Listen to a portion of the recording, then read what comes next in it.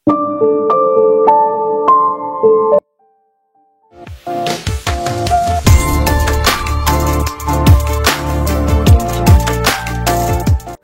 என்னதான் என் தம்பி ஓயங் மேல கோவப்பட்டிருந்தாலும் அவனை ஒரு எதிரி மாதிரி நான் பாக்குறேன்னு எனக்கு தெரிஞ்சே இருந்தாலும் அக்காங்கிற வார்த்தைக்கு மறு வார்த்தை என் தம்பி என்கிட்ட பேசினதே கிடையாது.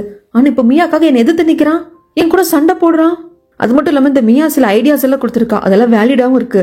அதன் வகையில போனா கண்டிப்பா இவங்க இந்த ப்ராஜெக்டை கரெக்டா கம்ப்ளீட் பண்ணிடுவாங்க. அப்படிங்கிறப்போ ரொம்ப சாவகாசமா சொல்றான். இத பாரு ஈரா, இப்ப நீ முழிச்சுக்கல அப்படின்னா கூட தப்புதான்.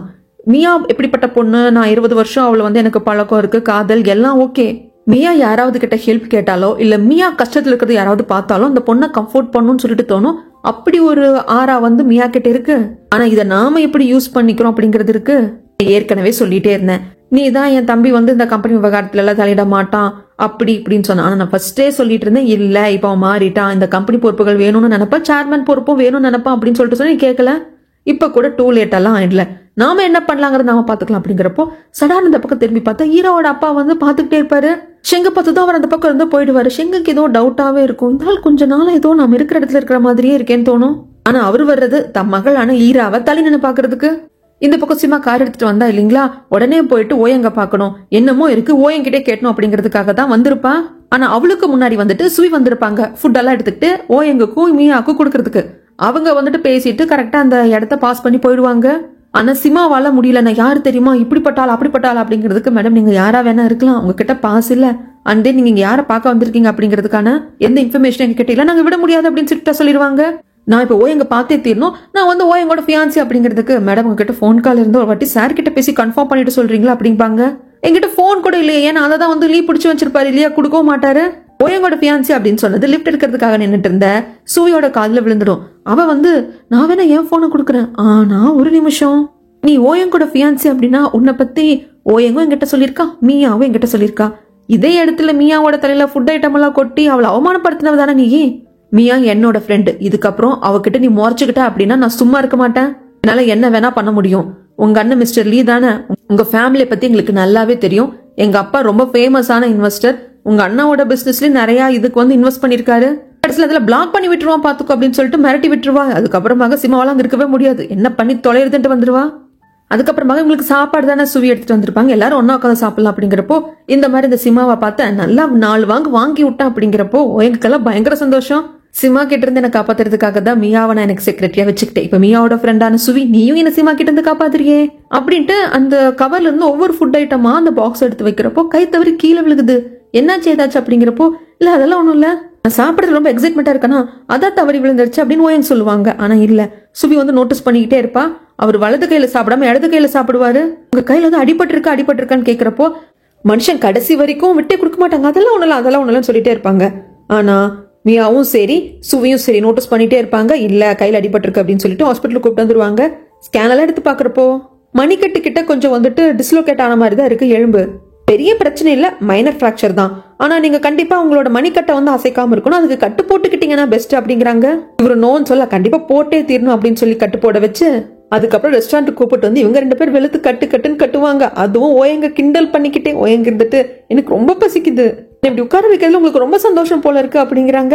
இருங்க அப்படின்னு சொல்லி ஸ்கெட்ச் எடுத்து 2 பேர் மாறி இந்த மாவு கட்ட மாதிரி தான் போட்டிருப்பாங்க. ஆனா அது நம்ம வேண்டாம்னு எடுத்துக்கிட்டு மறுபடியும் போட்டுக்கலாம்.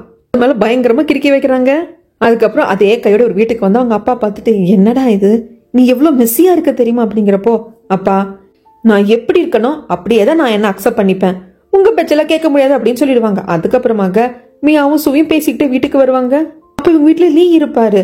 லீ மியாவோட அப்பாக்காக ஏதோ சூப்பெல்லாம் வச்சு எடுத்துட்டு போவாங்க. லீ நீங்க இங்க என்ன ஏதுங்கிறதுக்கு உங்க அப்பாக்கு கையில என்ன கொட்டிக்கிச்சு, நேற்று நைட்டு நான் கொஞ்சம் ஃபர்ஸ்ட் எய்ட் எல்லாம் பண்ணிட்டேன், பட் இருந்தாலும் ஹாஸ்பிட்டல் போனா பெட்டர்னு சொல்லிட்டு கல்ல ஹாஸ்பிட்டல் போயிருக்கோம் அப்படின்னு சொல்லுவாங்க. கைக்கு கட்டு போட்டு அவர் தூங்கிட்டு இருப்பாரு. என்னாச்சு ஏதாச்சுன்னு கேட்டு தெரிஞ்சுக்கிறாங்க. அப்படி இவங்களுக்கும் சாப்பிடறதுக்கெல்லாம் கொண்டு கொடுக்குறாங்க. ஏன் அங்கிள் எனக்கு ஃபோன் பண்ணியே சொல்லல, அங்கிள் நீ தான் சொல்லிட்டு நம்ம ஏன் கூப்பிடுவாங்க, ஏன் அங்கிள் நீ ஃபோன் பண்ணி சொல்லல அப்படிங்கிறப்போ, உங்ககிட்ட சொல்ல வேண்டாம்னு உங்க அப்பா சொல்லிட்டாரு, அது மட்டும் இல்லாம இது மேஜரான விஷயம் இல்லை அப்படிங்கறதுனால தான் நானும் லூஸ்ல விட்டேன் அப்படிம்பாங்க. அப்புறம் பாருங்க மறந்துட்டேன், இவ என்னோட ஃப்ரெண்டு சுவி அப்படிங்கிறப்போ சுவியை தன்னை அறிமுகப்படுத்திக்கிறான். பிரான்ஸ்ல ஒன்னா படிச்சோம், நாங்க 2 பேரும் ஒரே அபார்ட்மெண்ட்ல தங்கிட்டு இருந்தோம் அப்படின்னு சொல்லிட்டு, நீங்க சிமாவோட அண்ணன் தானே அப்படிங்கிறதுக்கு, ஆமா உனக்கு எப்படி தெரியுங்கிறப்போ எல்லாத்தையும் மியா சொல்லியிருக்கா அப்படின்னு சொல்லி நல்லா பேசிப்பாங்க. சரி 2 பேரும் சாப்பிட்டு தூங்கி ரெஸ்ட் எடுங்க, எனக்கு டைம் ஆச்சுன்னா கிளம்புறேன் அப்படின்னு சொல்லிட்டு மிஸ்டர் லீ கிளம்பிடுவாரு. அங்க போனதுக்கு அப்புறமா வந்து சுவி கேட்பாங்க, பயங்கர ஹேண்ட்ஸமா இருக்காரு, ரொம்ப கைண்டா இருக்காரு, நல்லா வந்து உங்களை பாத்துக்கிறாங்க. ஏன்னா மிஸ்டர் லியோட குடும்பம் இவ்வளவு பெரிய பணக்கார குடும்பம் அப்படிங்கிறது சுவிக்கு நல்லாவே தெரியும். ஆனா அவ்வளவு பெரிய மனுஷனா இருந்தாலும் ரொம்ப தன்மையா இருக்காங்க அப்படின்னு பேசிட்டு இருப்பாங்க. இங்க ஷென்னை தான் காட்டுறாங்க. ஷென்னுக்கு ஒரு சின்ன டவுட் வந்துடுச்சு. கடைசியா ஈராவோட அப்பா வந்து ஈராவை வந்து ரெஸ்டாரண்ட்ல தனின்னு பாத்துட்டே இருப்பாங்க இல்லையா, அங்க அந்த மனுஷனை பார்த்ததும் ஏற்கனவே எங்கேயோ பார்த்திருக்கோம் அப்படிங்கிற டவுட் வரும். இவங்களுக்கெல்லாம் அந்த பிரச்சனை பண்ணி போலீஸ் ஸ்டேஷனுக்கு போறதுக்காக வேன்ல ஏறினப்போ கூட்டத்தோட கூட்டமா இந்த மனுஷன் ஈராவோட அப்பா நின்றுட்டு இருந்திருப்பாரு. அது இவருக்கு சடார்னு ஞாபகம் வருது.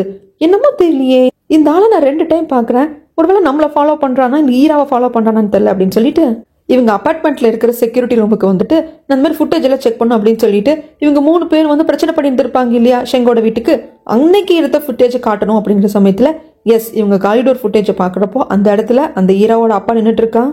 அப்பத்துல இருந்து அடுத்தடுத்த நாள் அப்படின்னு சொல்லியும் அதுக்கு முன்னாடி நாள்னு சொல்லிட்டு பேஸ்மெண்ட்ல இருந்து எல்லா ஃபுட்டேஜையும் செக் பண்றப்போ எக்ஸாக்ட்லி இவன் ஈராவை தான் ஃபாலோ பண்ணிட்டு வரான் அப்படிங்கிறது தெரிஞ்சு போச்சு. ஏன்னா நம்மள ஃபாலோ பண்ற மாதிரி இருந்தா நாம இருக்கிற இடத்துல மட்டும் தான் இருக்கணும், ஆனா இவன் அதிகமா ஈரா இருக்கிற இடத்துல தான் இருக்கான் அப்படிங்கறது கண்டுபிடிச்சிடுறாரு. இங்க சீனா அப்படியே கட் பண்ணா ஓயங்கோட வீட்டை தான் காட்டுறாங்க. பையன் இருக்கிற நிலைமைய பார்த்து அப்பா கடுக்கன்னு இருந்தாலும் அம்மா சிரிக்கிறாங்க. பாரு பையன் கைய பாரு கட்டு போட்டு உட்காந்துருக்கான், பொம்பளை பிள்ளைங்கள விளையாண்டு வச்சு எழுதி வச்சிருக்காங்க அப்படிங்கிறப்போ அதை அவங்க சிரிச்சுதான் எடுத்துக்கிறாங்க. நல்லா இருக்குடா, ஒரே கேர்ள் ஃப்ரெண்ட்ஸ் போல இருக்கு அப்படின்னு சொல்லிட்டு நார்மலா எடுத்துக்கிறாங்க. சரி இந்த கை வச்சுட்டு நீ சாப்பிட முடியாது, அம்மா ஊட்டி விடுறேன் அப்படிங்கிறப்போ ஊட்டு நல்லா ஊட்டி ஊட்டி வளர்த்து விடு, அவன் இப்படியே போய் ஊர் சுத்திட்டு வரட்டும் அப்படின்ட்டு அவரு கடிச்சு கொதறிட்டு இருக்காரு. பேசாம இருங்க, குழந்தைங்களை எப்படி வளரணுமோ அப்படியே வளர விடணும், சும்மா தைய தக்கான்னு குதிக்காதீங்க அப்படிங்கிற சமயத்துல நான் தைய தக்கான்னு குதிக்கல ஓயங், நான் ஒரு முடிவு எடுத்திருக்கேன். இப்போ உனக்கு ஹெல்த்தும் சரியில்லை, கை வேற அடிபட்டிருக்கு, இதை வச்சுட்டு குறிப்பிட்ட டேட்டுக்குள்ள உன்னால அந்த ப்ராஜெக்டை கம்ப்ளீட் பண்ண முடியாது. நீ தோத்து போகிறத விட உன்னோட ஹெல்த் இஷ்யூவை வச்சு அந்த ப்ராஜெக்ட்ல இருந்து உன்னை நான் வெளிக்கொண்டு வர போறேன் அப்படிங்கிறாங்க. ஓய் ஒத்துக்கிறதுல எல்லாம் என்னால முடியும், இதெல்லாம் ஒண்ணுமே கிடையாதுப்பா அப்படின்னு சொன்னாலும் அவர் கேட்கறது இல்ல. நான் மீட்டிங்கை வந்து கூட்ட போறேன், நான் சொல்லதான் போறேன்னு சொல்லி முடிவெடுத்துருவாரு. உடனே கம்பெனிக்கு வந்து நம்மளோட மியா கிட்ட எல்லாத்தையும் சொல்றதுக்கு என்ன சொல்றீங்க ஓயங், அப்போ இதுக்கப்புறம் இந்த ப்ராஜெக்ட்ல நம்ம ஒர்க் பண்ண வேண்டாமா? இல்ல மியா, நான் ஒரு முடிவு பண்ணிருக்கேன், இந்த ப்ராஜெக்ட பத்தி நீ அனலைஸ் பண்ண ஃபைல் எல்லாம் வச்சிருக்கேல, அது எல்லாத்தையும் எடுத்துக்கோ, என் கூட வா அப்படின்னு சொல்லிட்டு இந்த மீட்டிங் ரூமுக்கு வந்துருவாங்க. அதுக்குள்ளேயே இவங்க அப்பா வந்து எல்லாத்தையும் பேசிடுவாங்க, இந்த மாதிரி அவனுக்கு கொஞ்சம் உடம்பு சரியில்லை, அதனால இந்த ப்ராஜெக்ட் வந்து நீங்களே பார்த்து முடிச்சிருங்க அப்படிங்கிற மாதிரி பேசிடுவாங்க. ஆனா அதுக்குள்ள இவர் வந்து அந்த கட்டு போட்டிருப்பாங்க இல்லைங்களா, அது வந்து நம்ம எடுத்துக்கலாம் வேணா போட்டுக்கலாம், அது எடுத்து இவங்க மியா கிட்ட கொடுத்துட்டு இத பாருங்க என் கை நல்லா தான் இருக்கு, இந்த ப்ராஜெக்ட் நான் தான் கம்ப்ளீட் பண்ணுவேன், கம்ப்ளீட் பண்றது மட்டும் கிடையாது, கோட் பண்ண மாதிரி லாஸ்ட் 6 மந்த்க்குள்ள என்ன ஃபண்டுக்குள்ள அந்த ப்ராஜெக்ட முடிச்சாங்களோ அதே மாதிரி முடிச்சு காட்டுவேன், சேல்ஸையும் இன்க்ரீஸ் பண்ணி காட்டுவேன். அப்படி நான் பண்ணல அப்படின்னா இந்த கம்பெனில இருந்து நான் காலடி எடுத்தே வைக்க மாட்டேன், நான் வெளியே போயிடுறேன், வைஸ் பிரசிடென்ட் அப்படிங்கிற என்னோட பதவியை ராஜினாமா பண்ணிட்டு போயிடும் அப்படின்னு சபதம் எடுத்துருவாரு. ஷெங்குக்கும் ஈராவுக்கும் மனசுக்குள்ள குழு குழுன்னு தான் இருக்கும். அப்பாட இவனே வாய் விட்டுட்டான் அப்படின்னு சொல்லிட்டு. ஆனா இப்படி எல்லாரும் முன்னாடி பையன் இப்படி சபதம் எடுத்ததுக்கு அப்புறமாக என்ன பண்றதுனே தெரியாது சேர்மேனுக்கு அவர் எதிர்த்து போயிடுவாரு. அதுக்கப்புறம் மத்தவங்க எல்லாம் அங்க இருந்து போயிடுவாங்க. அதுக்கப்புறம் இவங்க ரூமுக்கு வரலாம் அப்படிங்கிறப்போ சார் நீங்க வாக்குறுதி கொஞ்சம் ஓவரா விட்டுட்டீங்களோ அப்படின்னு சொல்ற மாதிரி தான் வந்துட்டு மியா கேட்பாங்க. எல்லாத்தையும் பாத்துக்கிற மியா அப்படிங்கிறப்போ இவங்க கேபின்ல வந்து சேர்மன் வெயிட் பண்ணிட்டு இருப்பாங்க. மியா வெளியே நினைப்பாங்க. சேர்மன் வந்து ஓயன் கிட்ட சொல்லுவாங்க, நீ இப்படி பேசுவேன்னு நினைக்கல, இன்னைக்கு நீ பேசின வார்த்தைகளை நான் ரொம்ப பயங்கரமா டிசப்பாயின்மெண்ட் ஆயிட்டேன், இது சரி கிடையாது அப்படிங்க. எடுத்த முடிவுல ஓயன் உறுதியா இருப்பாரு. ஒரு காரியம் முடியாது அப்படிங்கிறப்போ அது முடியாது, அதை வேற எப்படி முடிக்கலாம் அப்படிங்கிற மாதிரி பாக்கணுமே தவிர்த்து நான் தான் முடிப்பேன்னு பிடிவாதம் பிடிக்க கூடாது யோயங். அது உனக்கு புரியல, பிசினஸ் மேனுக்கு அது அழகு இல்லை அப்படிங்கிறப்போ அப்பா தோல்வியை ஈஸியா அக்செப்ட் பண்ணிக்கிறதும் ஒரு பிசினஸ் மேனுக்கு அழகு இல்ல, எனக்கு நம்பிக்கை இருக்கு, நான் கண்டிப்பா முடிப்பேன் அப்படிங்கிறாங்க. இதுக்கு மேல சேர்மனுக்கு என்ன பேசுறதுன்னு தெரியல, எழுந்து வந்துடுறாங்க. அடுத்து என்னென்ன பண்ணலாம் அப்படின்னு சொல்லிட்டு மீட்டிங் எல்லாம் கூட்டியிருக்கிறப்போ அந்த மீட்டிங்ல மியா இருக்க மாட்டாங்க. பினான்ஸ் டிபார்ட்மெண்டோட அந்த டைரக்டர் கிட்ட பார்த்து பேச வந்திருப்பாங்க. அவங்க ஒரு லேடி தான். இவங்க 4 ஷோவையும் ஒன்னா கம்பைன் பண்ணலாம்னு சொல்லி முடிவு பண்ணிருப்பாங்க இல்லையா, அதுக்கு ஒரே ஒரு ஹாலை புக் பண்ணிருப்பாங்க. மற்றபடி 3 ஹாலை ஏற்கனவே புக் பண்ணியிருந்திருப்பாங்க. அதை கேன்சல் பண்ணி ரீஃபண்ட் வாங்கணும், ஏன் அவங்க ரீஃபண்ட் கொடுக்க மாட்டேங்கிறாங்க அப்படின்னு அது விவகாரமா பேச வராங்க. ஏன்னா அப்ப அந்த ரீஃபண்ட் கிடைச்சா இவங்க ப்ராஜெக்ட் முடிக்கிறதுக்காக பணம் வந்து கொஞ்சம் தேவைப்படும் இல்லையா, அது ஈக்குவல் பண்ணிக்கலாம் அப்படின்னு சொல்லிட்டு. ஆனா அதை பத்தி எனக்கு தெரியலங்க, நான் பேசிட்டேன், பட் அவங்க இப்ப ரீஃபண்ட் பண்ண மாட்டேன்னு சொல்றாங்க, நீங்க லாஸ்ட் மினிட்ல கேன்சல் பண்ணதாக சொல்றாங்கன்னு அந்த பினான்ஸ் டிபார்ட்மெண்டோட லேடி டைரக்டரும் பேசிடுவாங்க. அப்ப அவங்களுக்கு ஒரு பர்சனல் கால் வரும். வெளியே வந்து உட்காந்துப்பாங்க மியா. அவங்க பேசுறது வந்து கொஞ்சம் கேட்கும், ஏன்னா சத்தம் போட்டு பேசுவாங்க, வெளியும் கேட்கும். அவங்களுக்கு வந்து டைவர்ஸ் ஆக போகுதா, ஆனா ஹஸ்பண்ட் வந்து குழந்தை கொடுக்க மாட்டேன்னு சொல்றான், இன்னொரு பொண்ணை கல்யாணம் பண்ணிப்பானாமா. இந்த பொண்ணு வந்து கத்துறா, என் குழந்தைய கண்டவ வளர்க்கறதா, உனக்கு என்ன வேண்டாம் டைவர்ஸ் பண்ணிட்டு போட, என் குழந்தை கொடுக்க மாட்டேன்னு சொல்லிட்டு பேசிட்டு போனை கட் பண்ணிட்டு அழுவாங்க. மியா எல்லாத்தையும் பார்த்துட்டு அவங்களை கன்சோல் பண்ற விதமாக தன்னோட அப்பாவோட ஸ்டாலுக்கே கூப்பிட்டு வந்து சாப்பிட்றதுக்கெல்லாம் வாங்கி கொடுத்துட்டு, இங்க நான் வந்து உங்களை மேடம்னு கூப்பிட மாட்டேன், அக்கானு கூப்பிடட்டுமா அப்படின்னு சொல்லிட்டு மியா கேட்கறதுக்கு அவங்களுக்கு இது கொஞ்சம் தேவலான்னு தோணுது, யாராவது கிட்ட கொட்டணும்னு தோணுது. சோ இவங்க பர்சனல் விஷயத்த எல்லாத்தையும் மனசுல இருக்கிறது எல்லாத்தையும் கொட்டி ஒவ்வொருத்தர் வாழ்க்கை ஒவ்வொரு மாதிரிமா என்ன பண்றது அப்படிங்கிறாங்க. இப்போ நான் இன்னொரு விஷயத்த கேட்கணும், உண்மையிலேயே ஏன் அந்த மற்ற 3 ஹாலை வந்துட்டு நாங்க வேண்டான்னு கேன்சல் பண்ணதுக்கு அப்புறமாகவும் ரீஃபண்ட் கொடுக்க மாட்டேங்கிறாங்க அப்படிங்கிற கேட்குற சமயத்துல இது ஃபேமிலி பாலிடிக்ஸ் தாங்க. அது உனக்கு புரியாது. வேலை செய்யற இடத்துல நிறைய பாலிடிக்ஸ் இருக்கும். நாம வேலை செய்யறப்போ நம்மள வந்து முன்னேற விடாம நம்ம கூட இருக்கிறவங்க தடுப்பாங்க. அது ஒரு பாலிடிக்ஸ்னா இது ஃபேமிலி பாலிடிக்ஸ்.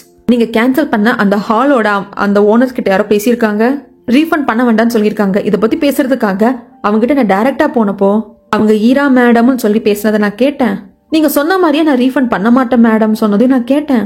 ஆனா இதை நான் வந்து எழுத முடியுமா? இதை நான் உங்ககிட்ட பிராங்கா சொல்ல முடியுமா? நீ என்கிட்ட பர்சனலா பேசினதுனால நான் பர்சனலா சொல்றேன். இதுக்குள்ள நீ தலையிட்டுக்காதடா. இருக்கிற மாதிரி வேலை செஞ்சுட்டு இருக்கிற மாதிரி போயிரு.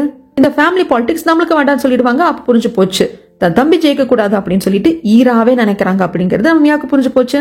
சரிக்கா நான் யாருக்கிட்டயும் சொல்ல மாட்டேன் அப்படின்னு சொல்லிட்டு அந்த லேடி டைரக்டர் வந்து டாக்ஸி ஏத்தி அனுப்பிச்சதுக்கு அப்புறமாக இவங்க வந்துட்டு இருப்பாங்க.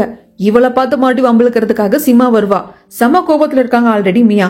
பயங்கரமா அடிக்க வர்ற கையை பிடிச்சி முறுக்கி விட்டுருவாங்க. அதுக்கப்புறம் சோகமா வந்து உட்கார்றப்போ என்னம்மா ஏது பிரச்சனை அப்பா கேட்கறதுக்கு அதெல்லாம் ஒன்னும் பிரச்சனை இல்லப்பா. I am very strong body, strong mind, strong heart, எல்லாத்தையும் நான் ஃபேஸ் பண்ணிப்பேன். நீங்க எதுக்கு கவலைப்படாதீங்க அப்படிங்கிறப்போ நீ படிச்ச படிப்பு என்ன?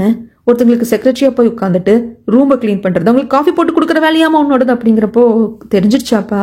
இதை பாருங்கப்பா, இப்ப நான் வேலை பார்க்குற அந்த செக்ரட்டரி ஜாப் அப்படிங்கிறது டெம்பரவரி தான். அது மட்டும் இல்லாம R&D டிபார்ட்மெண்ட் வந்து சிட்டி, அதாவது இப்ப நாம இருக்கிற இடத்துல அந்த கம்பெனிக்குள்ள இல்லப்பா, சிட்டியை விட்டு வெளியே இருக்கு. நான் பிரான்ஸ்ல இருந்து வந்தது எகைன் பிரான்ஸுக்கு போக கூடாதுன்னு நினைச்சது உங்க கூடவே இருக்கணும் அப்படிங்கிறதுக்காக தான். சிட்டியை விட்டு வெளியே இருக்கிற R&D டிபார்ட்மெண்ட்ல போய் நான் வேலை செஞ்சேன் அப்படின்னா நான் அங்கதான் தங்கிக்க வேண்டியதாக இருக்கும். அதுக்காக தான்ப்பா. அது மட்டும் இல்லாம இந்த ஜாப் டெம்பரவரி தான்ப்பா அப்படிங்கிறதுக்கு அதெல்லாம் இருக்கட்டும். ஏன் அந்த ஓயங்குக்கு வேற செக்ரட்டரி இல்லையா? நீ எதுக்கு அவனுக்கு செக்ரட்டரியா போய் உட்காந்துருக்கிற? பாக்குறவங்க 4 பேர் 4 விதமா பேசுவாங்க. அங்க ஏற்கனவே ஷெங் வேலை செய்யறான். நீ ஷெங்கு கூட பிரேக்கப் பண்ணிட்ட. இப்போ ஷெங்கோட பாஸுக்கே நீ வந்து செக்ரட்டரியா இருக்கே அப்படிங்கிறப்போ அப்பா மத்தவங்க தப்பா பேசலாம், நீங்க பேசக்கூடாது. எனக்கும் ஓயங்கு கடையில ஒண்ணுமே கிடையாது, இனி வரவும் வராது, என்ன நம்புப்பா அப்படின்னு சொல்லிட்டு அப்பாவை சமாதானப்படுத்திடுறா.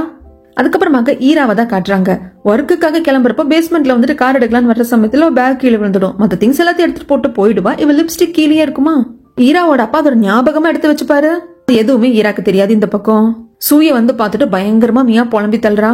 பட்ஜெட் அதிகமா போகும், ஆனா பட்ஜெட்குள்ள முடிக்கணும், என்ன பண்றதுன்னே தெரியல. நாங்க ஹாலை கேன்சல் பண்ணதுக்கு அப்புறமா கூட பணத்தை ரீஃபண்ட் பண்ண மாட்டேங்கிறாங்க, என்ன பண்றதுன்னு தெரியல அப்படிங்கிற சமயத்துல சரி எவ்வளவு பணம் ஆகுமியா அப்படின்னு கேக்குறப்போ எங்களுக்கு இன்னும் வந்துட்டு கொஞ்சம் எக்ஸ்ட்ராவா 20 லட்சம் தேவைப்படும் அப்படிங்கிறாங்க. அதை நான் கொடுக்குறேன்னு சுவி சொல்றதுக்கு பேசாம இரு சுவி. கம்பெனிக்குள்ள இந்த பட்ஜெட்டை ஒதுக்கி இருக்காங்க அப்படின்னா அதை தாண்டி செலவு பண்ணக்கூடாது. ஏன்னா இந்த விஷயத்தை இப்ப நீ சொன்ன இல்லையா, இதை ஓயங்க சொன்னா எங்கிட்ட பர்சனல் கார்டு இருக்கு, இதுல 10 மில்லியன் வரைக்கும் பணம் எடுத்துக்கலாம் அப்படின்னு சொல்லிட்டு அவரும் தான் சொன்னார். ஆனா பர்சனல் பணத்தை யூஸ் பண்ணக்கூடாது, கம்பெனி எந்த பட்ஜெட் ஒதுக்கி இருக்கோ அதுக்குள்ளதான் பண்ணணும் அப்படிங்கிறப்போ சரி அதுக்கும் எங்கிட்ட ஐடியா இருக்குன்னு எந்த ஹால் இவங்க கேன்சல் பண்ணிட்டாங்க ரீஃபண்ட் வரலையோ அந்த ஹால் எல்லாம் ஒன் ஆஃப் த பார்ட்னரா சுவியோட அப்பாவும் இருக்காங்களாமா. சோ சுவியோட அப்பா கிட்ட பேச ஓகேமா ரீஃபண்ட் பண்ணாம ஏன் இருக்காங்க, நான் பேசுறேன்னு சொல்லி ப்ராப்ளம் சால்வ் பண்ணிடுறாங்க.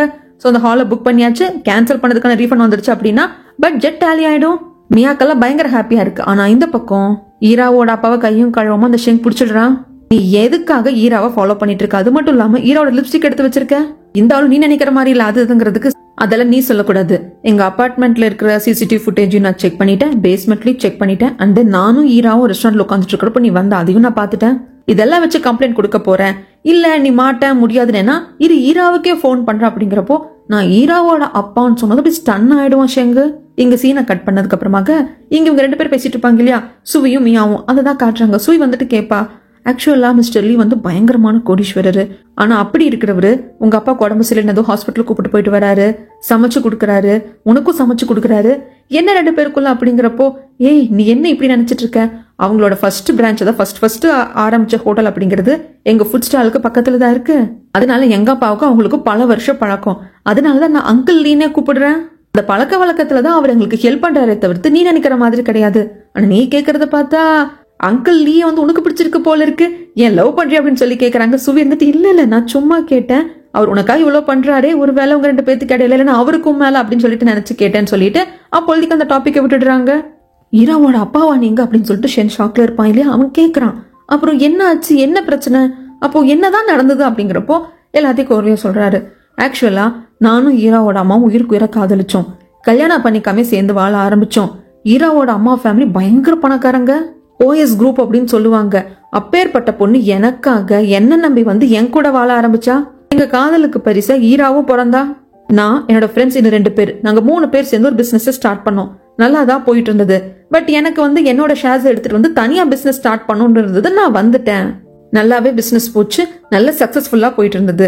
நாங்க 3 பேர் சேர்ந்து ஃபர்ஸ்ட் ஒரு பிசினஸ் ஸ்டார்ட் பண்ணோம் சொன்னேன் இல்லையா, அதுல என் கூட பார்ட்னரா இருந்தது வேற யாரும் இல்ல, ஓயங்கோட அப்பா இருக்கார் இல்லையா சேர்மேன், அவரு தான். அப்புறம் என்னோட இன்னொரு ஃப்ரெண்டும் இருக்காங்க. நாங்க 3 பேர் தான் ஃபர்ஸ்ட் அதை ஸ்டார்ட் பண்ணோம். கடைசியில நான் வந்து தனியா வந்துட்டேன். அதே மாதிரி ஓயங்கோட அப்பாவும் தனியா பிசினஸ் பண்ண ஆரம்பிச்சிட்டாங்க. ஒரு ஏலம் எடுக்க வேண்டியதாக இருந்தது. அதுக்கு நாங்க 2 பேருமே போட்டி போட்டோம். கிட்டத்தட்ட அந்த ஏலம் எனக்கு தான் கிடைக்க வேண்டியது. ஆனா ஓயங்கோட அப்பா அதை எடுக்கிறதுக்காக என்னோட அக்கௌண்ட் புக் எல்லாத்தையும் எப்படியும் கைப்பற்றிட்டு அதை வச்சு கம்ப்ளைண்ட் பண்ணிட்டேன். நான் டாக்ஸ்ல கொஞ்சம் ஃபோர்ஜரி பண்ணியிருந்தேன். அது தப்பு தான், அது நான் பண்ணது தப்பு தான். ஆனா அதை வச்சு என்ன காட்டி கொடுத்ததுனால அந்த ஏலத்தையும் என்னால் எடுக்க முடியல. என் மேல கேஸும் வந்துருச்சு. டாக்ஸ் மோசடி வழக்குல என்ன ஜெயிலையும் தூக்கி போட்டுட்டாங்க.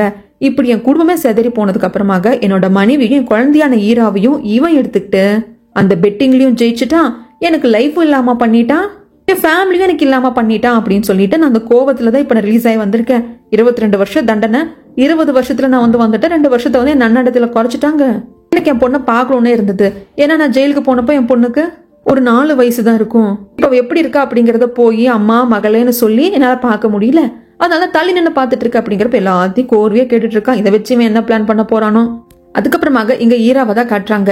இந்த ஈரா வந்துட்டு 3 பேர் பிளாக் பண்ணி வச்சிருந்தா இல்லையா, அந்த ஹாலை வந்து கேன்சல் பண்ண, ரீஃபண்ட் பண்ணாதீங்கன்னு சொல்லிட்டு இப்ப அவரு கால் பண்ணி, நான் வந்து ஒத்துக்கிட்டேன், பட் நிறைய பார்ட்னர்ஸ் எல்லாம் இருக்காங்க, அவங்க ஒத்துக்க மாட்டேங்கிறாங்க, ரீஃபண்ட் பண்ணிடுவோமா, என்ன மன்னிச்சிரு அப்படின்னு சொல்லிட்டு காலை கட் பண்ணிடுறாங்க. ஈராக்கு என்ன பண்றதுன்னு தெரியல. ஷெங்க கூப்பிட்டு சொல்றதுக்கு ஓகே வேற வகையில அவனை வந்து லாக் பண்ணலாம், கொடுத்த ஃபண்டுக்குள்ள அந்த ப்ராஜெக்டை கம்ப்ளீட் பண்ணணும், அது தவிர்த்து அவன் கைப்பணத்தை யூஸ் பண்ணா கூட அது தப்பு தான், அதை வச்சு அவனை லாக் பண்ணலாம். அதுதான் எப்படிங்கிறப்போ இப்போ இவங்க வந்து ஒரு ஹாலை புக் பண்ணிருப்பாங்க இல்லைங்களா அந்த ஷோ பண்றதுக்காக, அந்த ஹாலை கேன்சல் பண்ற மாதிரி இவங்க ஏற்பாடு பண்ணிட்டாங்க. போன் எல்லாம் பண்ணி பேசிட்டாங்க. ஏன் திடீர்னு கேன்சல் பண்ணீங்க அப்படின்னு அதை பத்தி கேட்கறதுக்காக நேர்லயே வந்துட்டு மியாவும் ஓயங்க போவாங்க.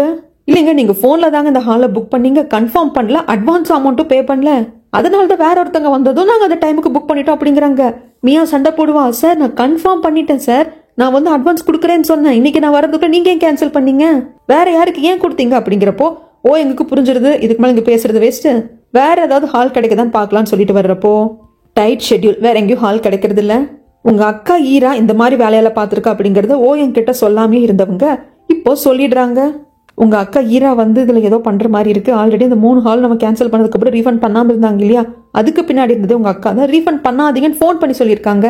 எனக்கு தெரிய வந்தது, நான் சொல்ல வேண்டாம்னு பார்த்தேன், பட் இப்ப நடக்கிறத பாக்குறப்போ அவங்க வேணுக்கும்னே உன்னை வந்து இந்த ப்ராஜெக்ட் முடிக்க விடக்கூடாதுன்னு தடுக்கிற மாதிரி இருக்குன்னு எல்லாத்தையும் சொல்லிட. இதுக்கப்புறம் என்ன நடந்தது அப்படிங்கறத நான் அடுத்த வீடியோல வந்து சொல்றேங்க.